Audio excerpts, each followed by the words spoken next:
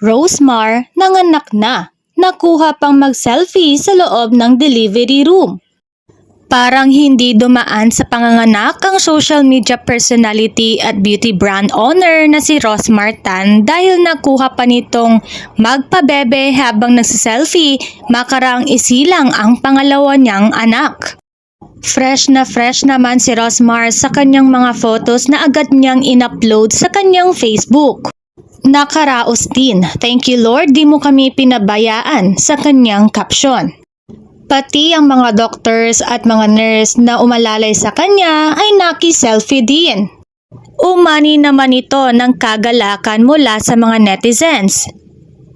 "Wow, congrats Ma'am Rosemar, cute ni baby, parang gumamit ng 24H lipsticks with serum. Ang pula-pula ng lips, ang cute lang talaga," sabi ng isang netizen.